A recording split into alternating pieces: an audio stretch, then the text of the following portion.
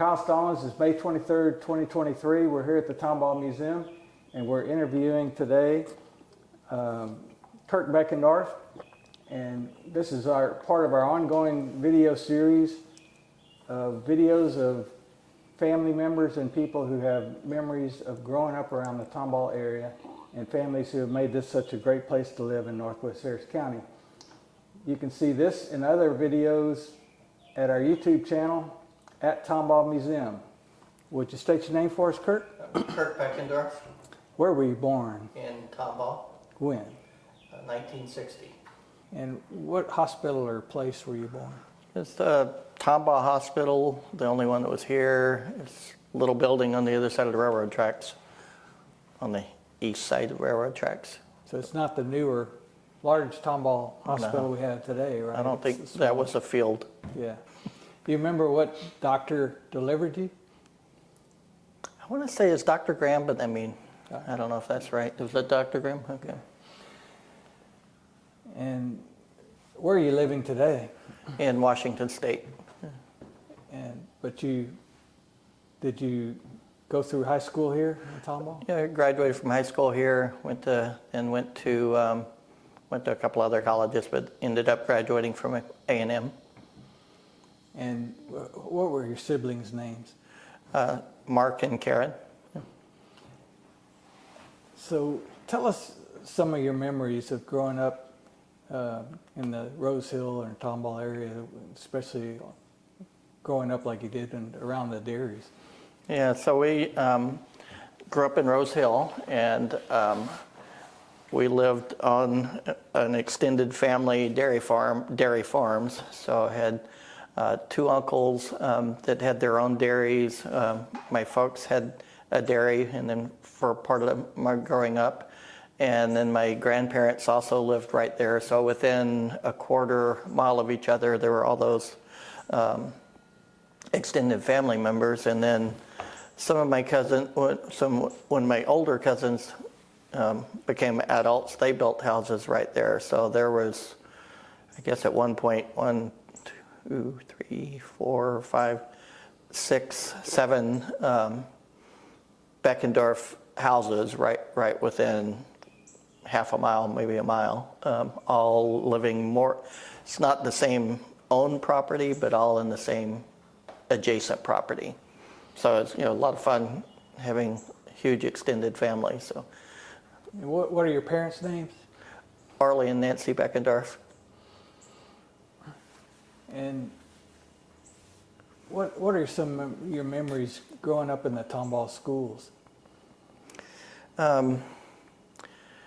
Going to the elementary school, it was what was Klein's then. I don't know if that building's actually still even there, but it was a little elementary school.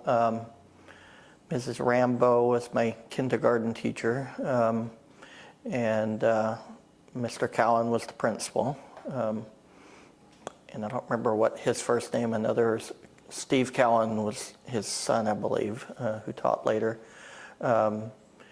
And so there was always little festivals going on. I remember one particular festival every year in the big bonfire there outside on the elementary school grounds during, I guess it's probably homecoming weekend. So that was always fun at school. But it was just small. I mean, it's tiny. There were maybe 1 or 2 kindergarten classes for all the kids in Tomball School District. And then, from there went to the intermediate school. Where was that building? Is that Cherry Street, I believe? Is that what? Okay, I don't remember all my streets. So I went there for probably 2 years. And then we went to Huffsmith, to the middle school or junior high, for 2 or 3 years. And was in band and played football. Or I was on the team. I was like 70 pounds, and our line averaged like 200, so I didn't play a lot. But it was a lot of fun. Coach Shupak was our coach. We didn't lose any games for 2 years. So, but then went to high school. We were the first class to go to what was the new high school at that point, all 4 years. So we were the first freshman class at the new high school. That was the one on Sandy Lane? Yeah, yeah. All right. So yeah, it was a lot of fun. It was in ag class, and my really enjoyed ag classes and welding shops and but also science classes. So. Who was heading up the ag back then? I miss Polly Parker. Can see him. Curtin, I believe his name was Curtin, Mr. Curtin, something like that. All right. Most of my years. Then he was there for about 3 years, and then a couple of other ag teachers came in. Have any other memories of high school you want to share with us?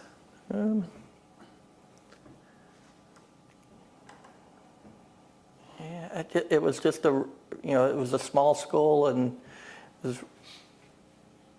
there were certainly the jocks and the ag kids and the nerds, but what was really cool is it didn't really matter which quote-unquote group you were in. Everybody was, it was all fine, and everybody was, didn't matter which group you were in, you were still friends with everybody. I think we had like 140 kids in our graduating class, something like that. And how did Tomball feel like growing up in this area? Well, I grew up in Rosehill, so actually going to Tomball was going to town. Because that was 6 miles away. There wasn't 2920. It was Tomball Waller Road, which wound around. So it was actually quite a drive to get into Tomball, 20 minutes or something. So going to Tomball was, going to town. So really didn't come to Tomball much because that was, a ways away. Mm-hmm. So even though I, felt like I was from Tomball, really didn't spend much time in Tomball. I would be out in the country. What do you remember there being in Rosehill back then? Norman's and Irvin's place. The Fralick's. So Norman had the hardware blacksmith shop, and Irvin had the feed store, and that was the two businesses. And then Eddie Waller's place was the beer joint on 2920 Cypress Rosehill Road. But that was pretty much it. What do you remember about Norman Fralick's hardware store? You'd walk in, and Norman would be usually sitting there in his rocking chair, and usually be 2 or 3 other men sitting there in rocking chairs and talking. And so you'd kind of join the conversation a little bit, and either Norman would finally ask what you wanted, or you would tell him, said, I need to, and you may not even know what you wanted, you knew what you were trying to fix. And so you would tell him, well, I'm trying to fix this. And so he'd either go back and get it, or he'd say, well, it's back over in such and such corner in that bin, and dig through and find it. And so you'd dig through and get what you wanted and walk out the door and never exchange any money, because he had on his index cards or a notebook or whatever, he just had everybody's account there, and he'd just write it down, and Daddy'd get a bill. Nice system. And you'd go into the back of the actual shop, and it was a dirt floor, and he had his forge back there, and all his tools. And do you remember ever being there when he had the forge fired up and going? I'm sure I was. I don't specifically remember anything particular about that. Well, I was just wondering about. We've heard that he made a lot of branding irons. Oh yeah, yeah. Did he make any for your family? Yeah, he made all our branding irons. I had my own brand for years, and I more or less designed it, which isn't that big of a deal. But he took my design and made the brand. So. Do you still have that branding iron? My dad does. Yeah, great. So I guess even though fields were fenced, y'all still had to brand your cows. Yeah, yeah, yeah. So earlier we were talking with your dad, Arlie, and we were talking about Elmer's service in World War II. Do you have some memories or things that you've heard about that time? Yeah, so my understanding, this is obviously way before me, but my understanding was that Elmer and Grandpa, whenever Elmer knew he was going to be shipped overseas and he knew he was going to the Pacific, and he and Grandpa looked at maps of the Pacific and looked at all the islands that Elmer could end up being at, and so then they came up with their own code, and so they would name islands after certain cows, and so whenever Elmer would write letters home, he could put in something about such and such cow, and they would, Grandma and Grandpa would know where he was or where he'd been. So that was a pretty cool system. Yeah, that's very interesting. They didn't disclose any secrets that way, right? Yeah. Did you ever hear any stories of World War I through your family?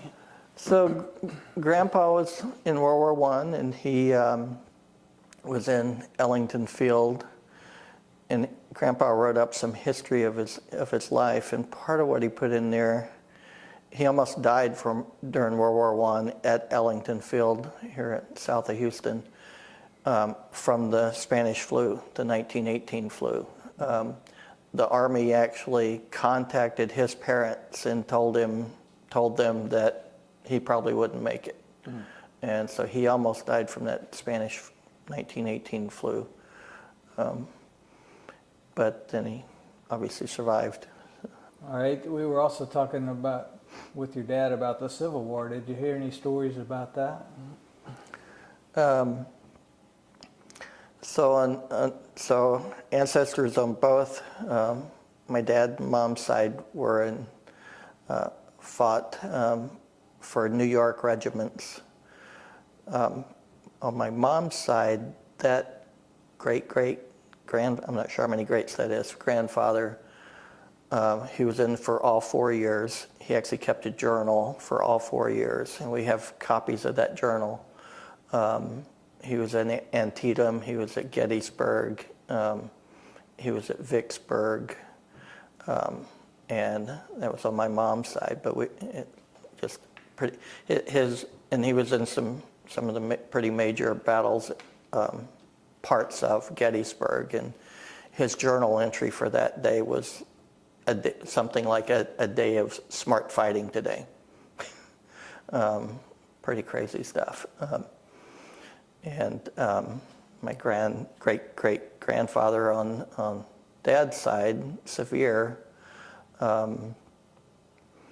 he was at, I can't think of the name of the battle, where Stonewall Jackson was killed. And he was actually within it. He probably saw that happen. He was a few hundred feet from it, and he was for the north, but he was out on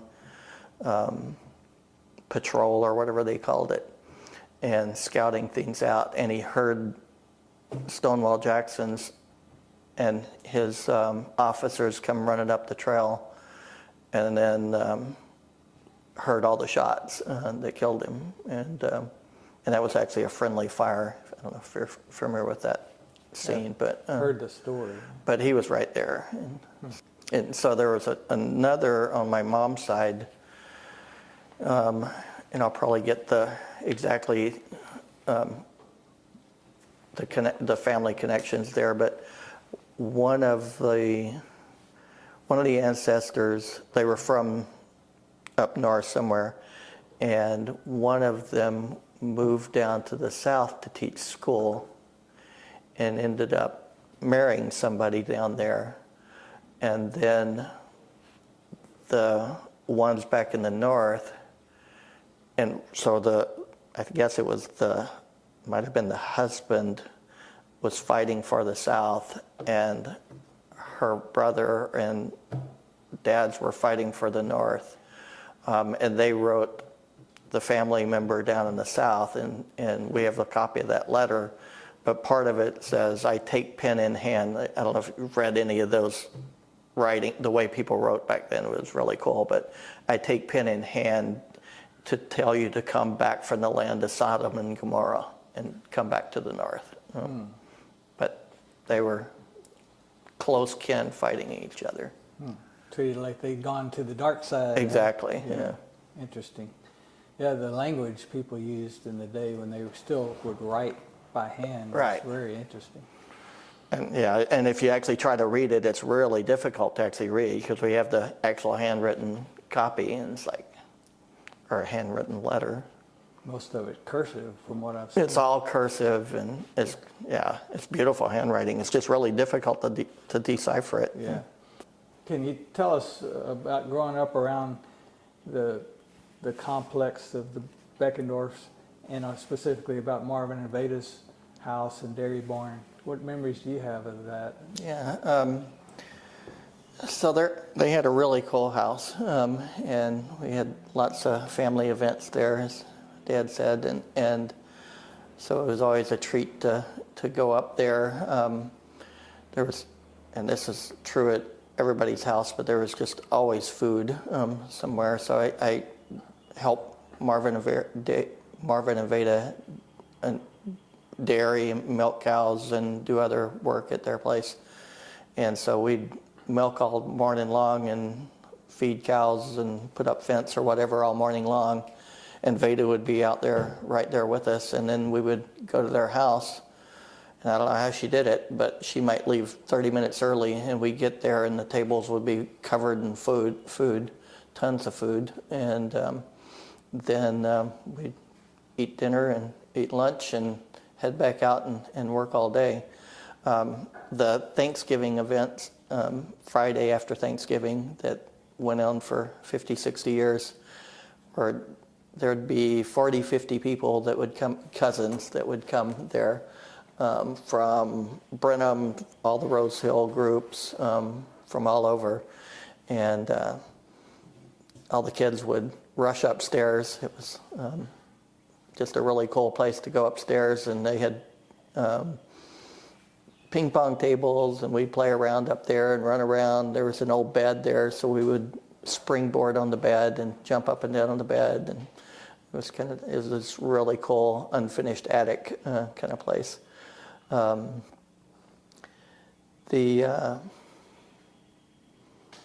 Growing up there, my grandparents right next to us and uncles, grandma we'd go to her house. She was always on crutches. She had severe arthritis, and so I never knew her anything but crutches. But she would be sitting outside on the front porch when it was nice, and we'd ride our bikes by and play this game of ice cream. We all screamed for ice cream, and then you'd have to go in because they'd have jugs and jugs of tubs and tubs of Bluebell ice cream, and so you'd have root beer floats or bowls of ice cream. And she was very well known for her coffee cake, and she just had amazing coffee cake and food. And so it was a really cool being able to basically drop into anybody's house. And so I had another uncle who was a pastor, and so his kids, my cousins, would come throughout the year, and they felt comfortable enough. They would basically go from every evening, go to somebody's house and drop in and say hi. But they got to the point where they would kind of do that and see who had the best food and then eat dinner there. So yeah, the whole extended family thing is really cool, and it's pretty well lost, unfortunately, in so many places. I was curious also, Charles was telling us a little bit about the cistern right there beside Marvin and Veda's house that's still there today. And he said there was almost like a big, huge barrel on top, wooden cistern that sat on top of the bricks that are still there. Do you have a memory of that still being there? I don't really remember one there, but there was one out in the pasture between the dairy, where most of the houses were in Charles and Mary's house, which is probably about where, I don't know, the elementary school is now. There was a windmill there and a number of water troughs, and there was a big cistern type thing there, and it had a big wooden tank on top. And so water would be pumped from the windmill up into that wooden tank, and it was open at the top. It didn't have a lid or anything, at least that I recall. And I don't remember it necessarily being functional, but my understanding is at one point the water would be pumped into that tank, and then if you didn't have wind blowing, then you still had water feeding into the water and into the water trough, so the cows always had water. I do remember there were buzzards and hawks that would actually nest in there. And I actually stole a buzzard out of, almost fledgling buzzard out of there one time and raised it for a pet for a while. Interesting pet. I don't recommend it. So what's your memory of a dairy barn? Is it more in your mind a place that worked, or do you have fond memories too? How does it feel in your head? Both. Yeah, it's definitely it's hard work, but yeah, it was a fun memory. We always had fun. You were asking earlier, talked to my dad about the reason for the new dairy barn. So in the old style dairy barn where you have cows, their butts are to the middle, and you walk down between their butts, and then you go in between each cow, you bend over, and you're leaning over, and you're putting milking machines on them, and you're right there in the middle of the cows, and people got hurt either, sometimes, usually it wasn't severe, but definitely got stepped on and kicked multiple times in between there. But we had lots of fun, you're getting covered in cow manure and peed on by cows and all the time, but we just turned it into a game. You would squirt each other with milk from the cow. You grab the cow's tit and squirt each other. So we would have. So I had most of my cousins were 10, 15 years older, Charles and Kenneth, and so I'd work with them a lot, and Donald as well, so particularly with Charles and Kenneth, because I worked on the dairy there the most, and we would, at the end of the day, into the milking the cows, it wouldn't necessarily be the end of the day, but into milking the cows, and you're pushing cow manure out of the barn and cleaning everything up, because everything always has to be clean.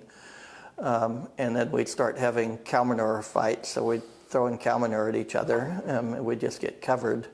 And so then we would, finish that up, then we'd have water fights. So we'd have 5-gallon buckets of water and throwing it on each other. So got to clean everything off. So yeah, it was lots of fun. In the evenings, we'd have football games out on the yard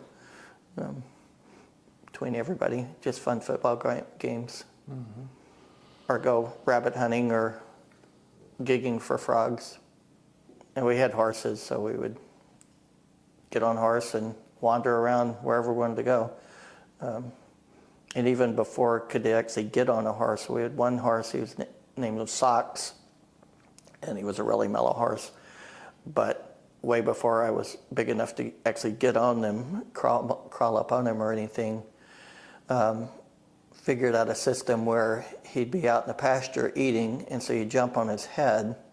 So I don't know how old I was, but I couldn't get on him. And jump on his head, and he'd raise his head up, so you'd slide down his neck, and then you could get on him. And then you'd actually be on his back. And somewhere in there, we'd put a rope or halter or bridle or something on him, and then we could ride him around. But that was the only way to get on him when you're 4 years old. Pretty gentle horse. Yeah, he's pretty gentle. He'd get tired of you, and he'd go under a tree and drag you off.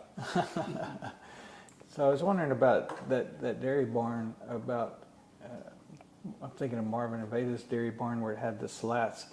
Can you tell us how that slat worked to lock the cow's head in? Yeah, so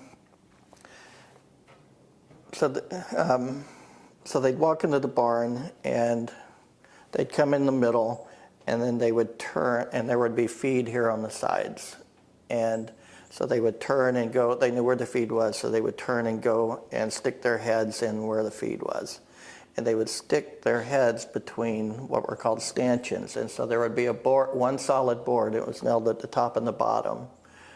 And then there would be another board here, and it was nailed or bolted probably at the bottom. So it could pivot like this.